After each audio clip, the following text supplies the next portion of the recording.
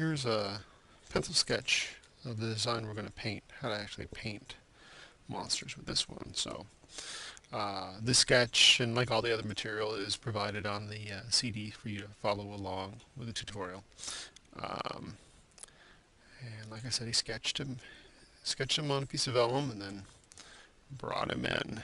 He's just some sort of monstery guy. We'll be able to take we'll have a lot of fun with this because we'll do a lot of variations on him and stuff, and you'll learn how to apply textures and do a lot of rendering and stuff. There are a variety of ways to approach this, but the very first thing we should do is to take it from gray. I don't have to take it from gray to do this, but I'm going to get flats going on this.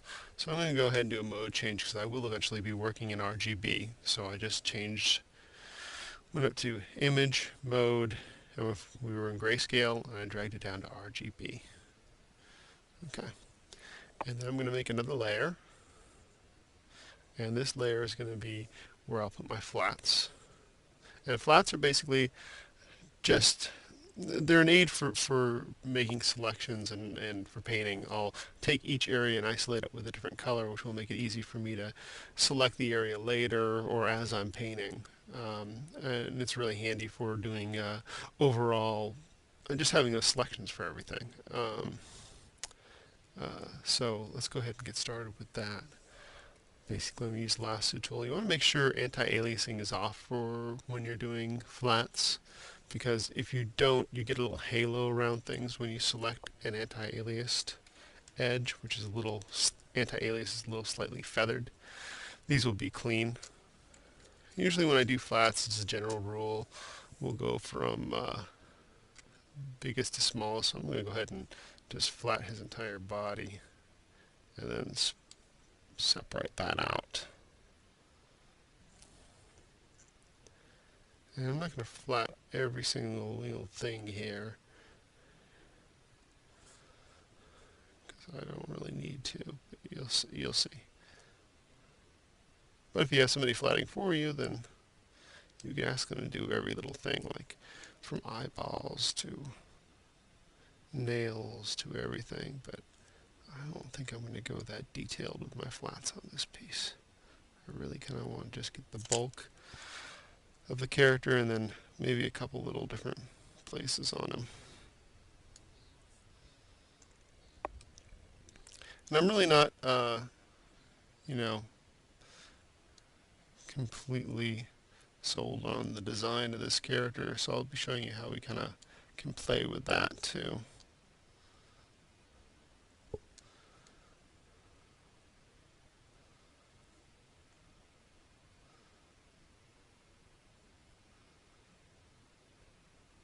Now I could just, since there's a line around this character and such, I could just try and magic wand the character for flats, but I would have to do so much cleaning up because see all this sort of gray that's out there from my hand when I was drawing. It would be so much cleaned up that it's just simpler for me to do it this way. I'm holding the Alt key or Option key on a Mac down while I'm drawing to anchor the lasso.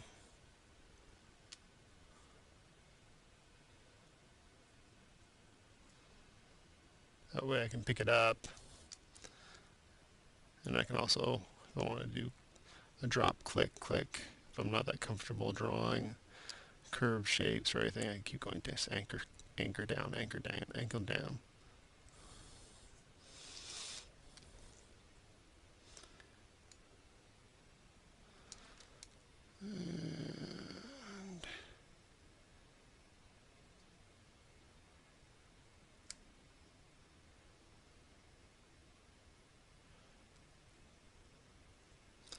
And again, I mean, you can be a little bit loose with these. You can always come back and clean up. I want to get the painting, so I'm rushing. Okay. So there he is. You notice I remember down here I kind of went into it a little bit, so I'm going to hold the shift key. That'll allow me to add the selection and add that bicep back in there. And I'm just going to fill it with a neutral color, these grays. And there we go. So we have our guy.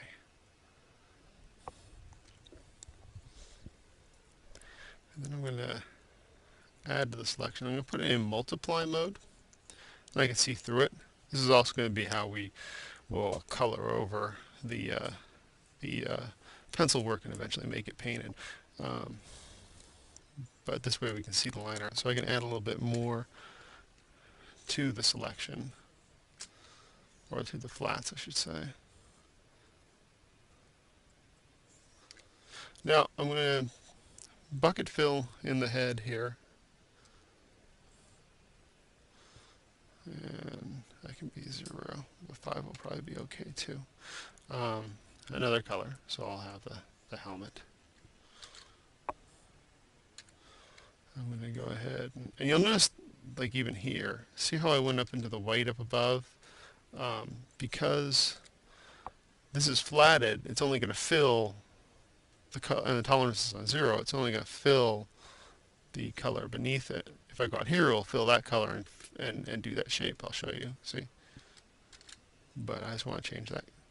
And I don't want to use the same color, because if they're touching like this, they're not very useful flats, because I can't then just click and get the shoulder blade. The whole helmet and everything would get into there. So I'm going to pick another color.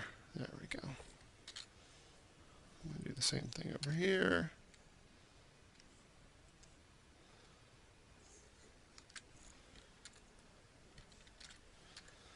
I'm going to do the interior of the face separate from the helmet.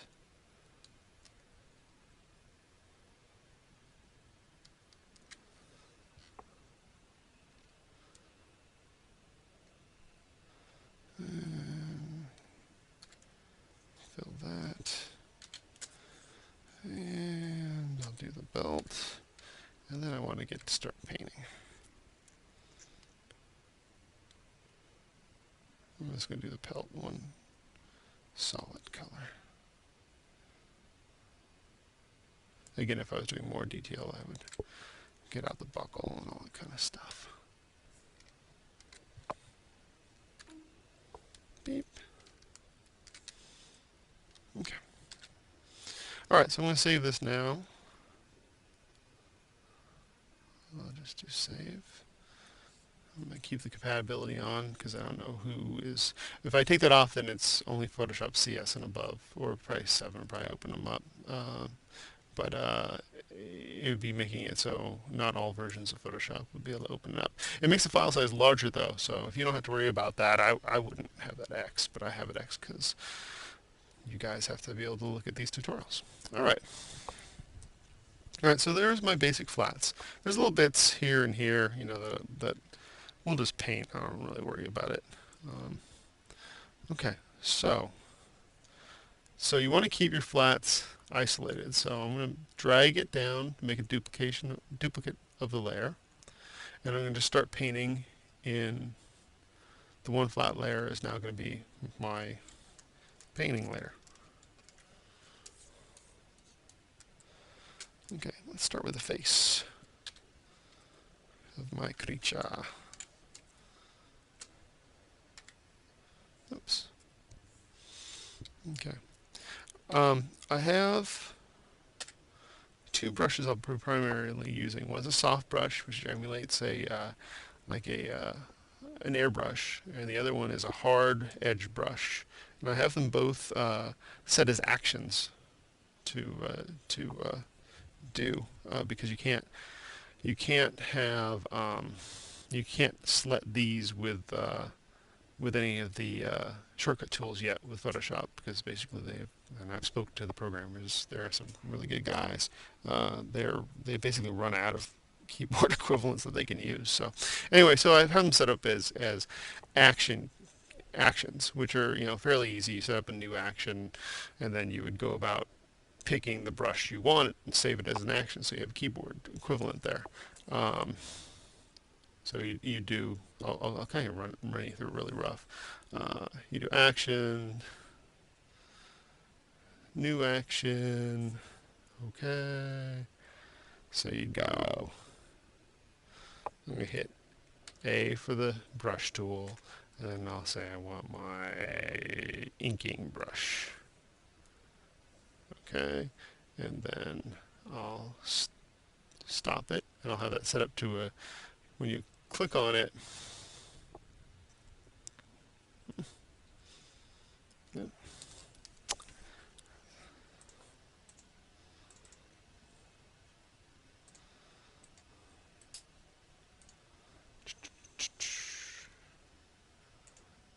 see the options, I can set now one of these keys to be the shortcut key. So I'm going to pick something that I don't think I have anything on. I'll pick 5.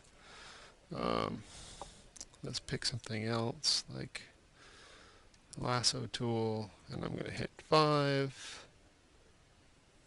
Oh, see, I had something else on 5. Where did I have it on? Give me a second, I'll get this set up for you.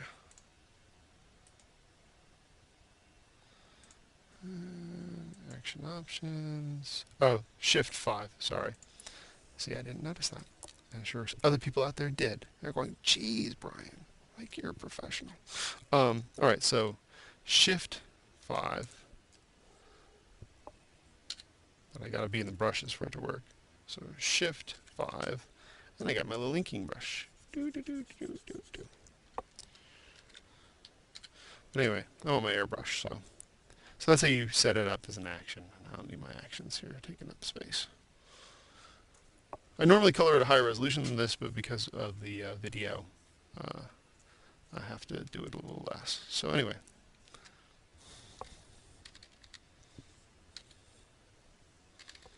Use the bracket keys to change the brush size. And I'm just going to start roughing it in. I already kind of have established on him that I know where the that's my color picker. I use an HSB color picker. I have it kind of established. I know where the light's coming from on him, and he's going to be very dramatically hard hit with light on the one side. Kind of give him some different colors. I don't want them, again, when you're doing these characters and stuff, especially creatures, the creature's not all red. I mean, there's nothing in nature really. I mean, hardly anything in nature that's really, the whole creature is just this one color.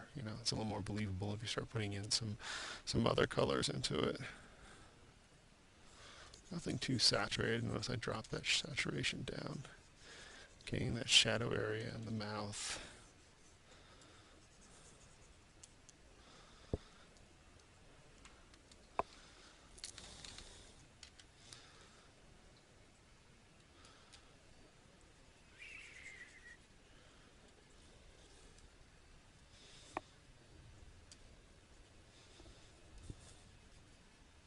At a certain point, I'm going to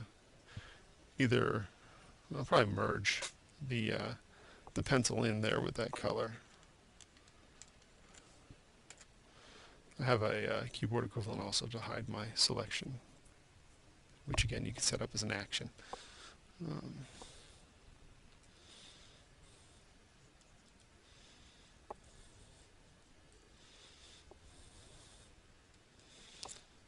Again, I'm just going to go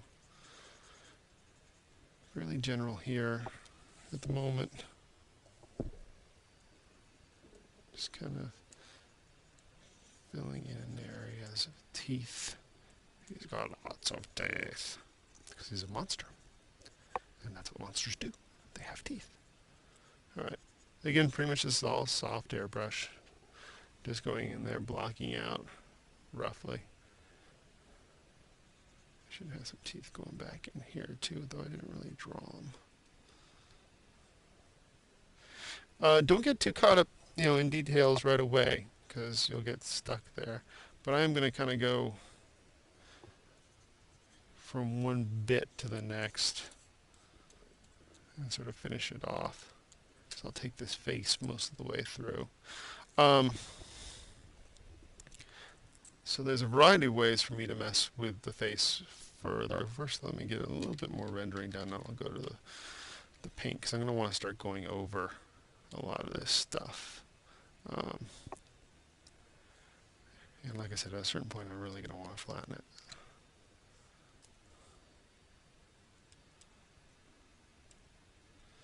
Just adding some lights in there. You see how I can't get too light because I'm using multiply mode, so I'm fighting against the pencils at a certain point. So that's when I'll want to change. And like I said, that's going to happen pretty quick. Okay, you have this kind of almost cool white light hit him from this side.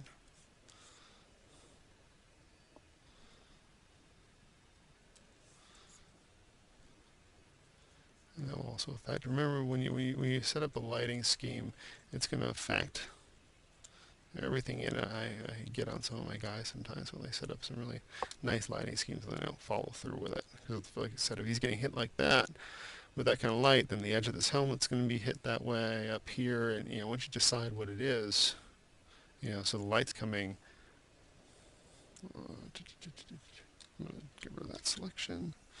The light's coming from, let's see, right about that away.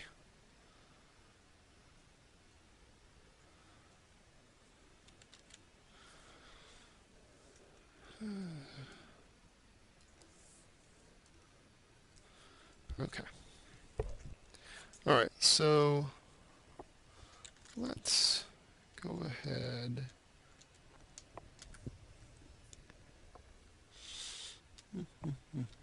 Yeah, I'm tempted to drop the whole thing and just start painting over it, but I won't do that. Let's go ahead and go ahead and, you could do that, but I'm not going to do that. I'm going to go ahead and get the selection of the face again. It got darker because I had that other layer in multiply mode as well. And you can see how sometimes that affects, see how nice kind of juicied up that face a little bit. That was kind of nice. It's actually a little bit of where I'm eventually going to go with this thing. So I'm going to go and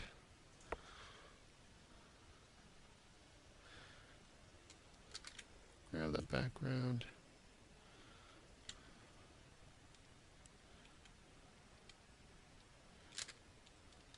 Paste it in. See, it's in a layer here.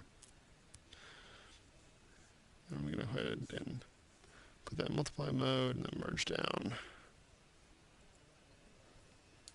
Okay, so there we are.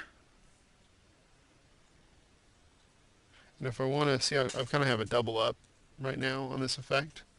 What I'm probably going to do is, because I want to save my pencils intact, but this pencils I'll start destroying.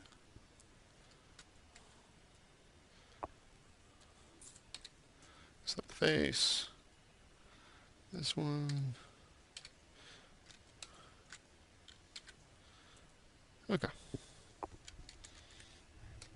There we go. The pencils now are in there. Okay. And I'm going to use one of my favorite tools, but on the right layer.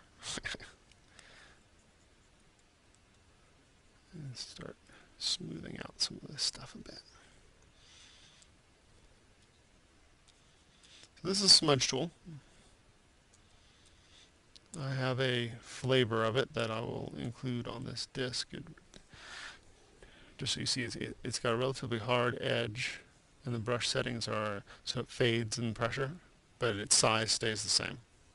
If you had it so the size would change, you'll keep pulling a lot of tear brushy shapes, and that's kind of not what I'm after.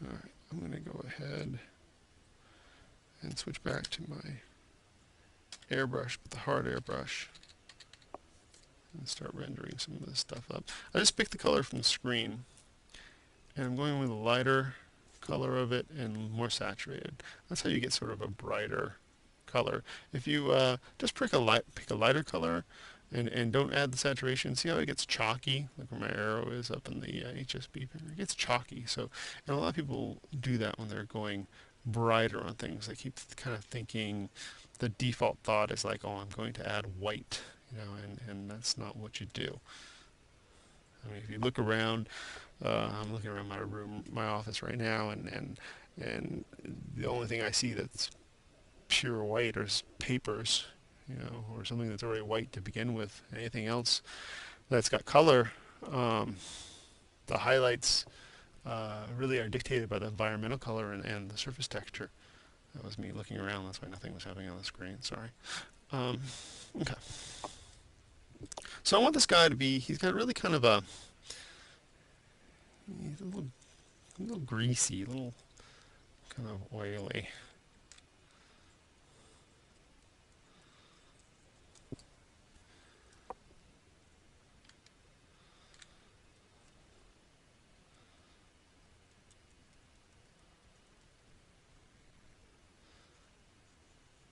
Now, since I have pressure on, see how I can, like, the harder I press, the more of the pure version of the color comes up.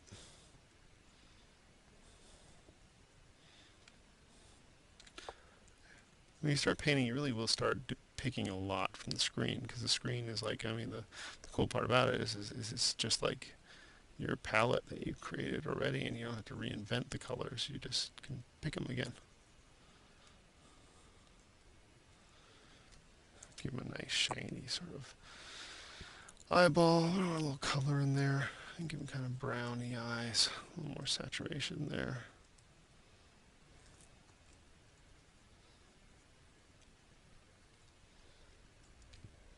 Give them a little pink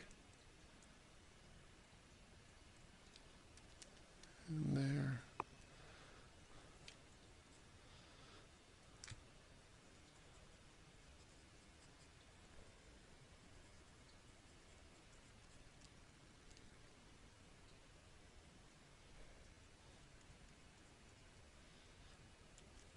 So he's got all these kind of like bag sort of thing going on here. I don't want to get too much into. I think a lot of texture is best added later, so I'm not going to add a lot of texture. I'm really kind of going for shape and form and such here. Messing with his teeth right now. Make it a little darker. A little bit of a core shape is this rounds.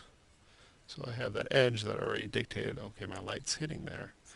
And then I'm going to go for a little shine here.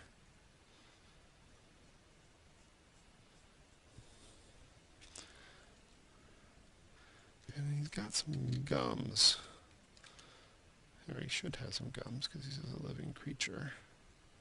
So I'll start dealing with that. So you can see how that is beginning to come very much together. Again, this is all dealing with the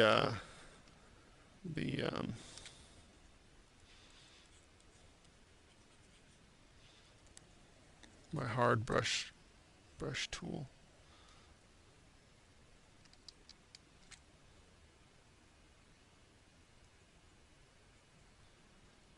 And you could even do, I made it much bigger. I'm just doing a light sort of wash over the whole thing if I wanted to. I don't really want that, but I just wanted to show you how you can do that. Because you really can get an even sort of, I'll do it up here, sort of, if you keep the same pressure, or roughly the same pressure, then that would just serve to tint whatever was underneath.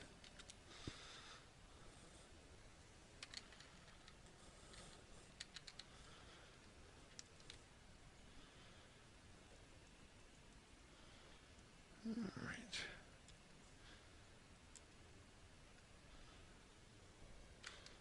Okay, give him a little light here. Didn't pick that brighter color, so I'm going to go Much lighter.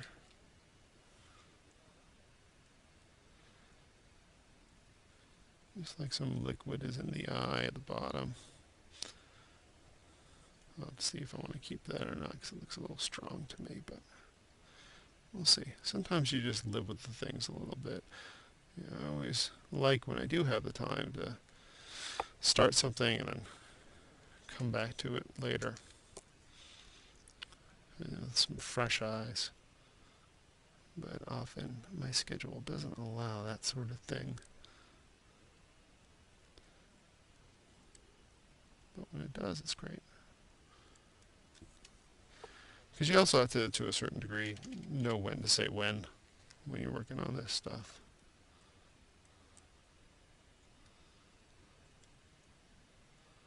A lot of artists I know who have reputations for being slow really aren't all that slow. They're just kind of perfectionistic and throw a lot of work out the window quite often, and are usually redoing things. So that's why.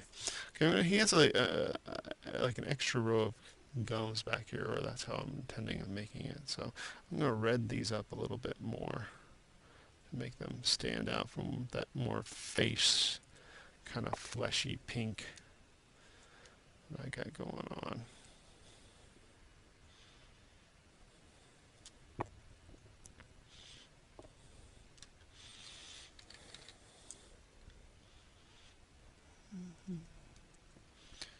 Not too red there. There you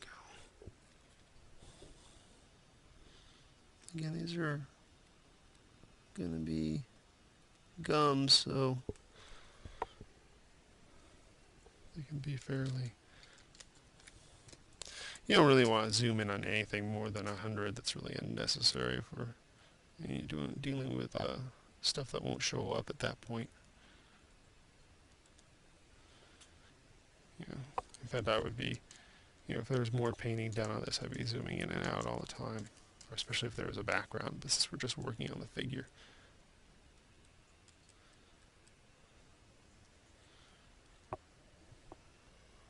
Okay. This is a good time to save. Remember to save, because you'll be sad if something happens and you don't.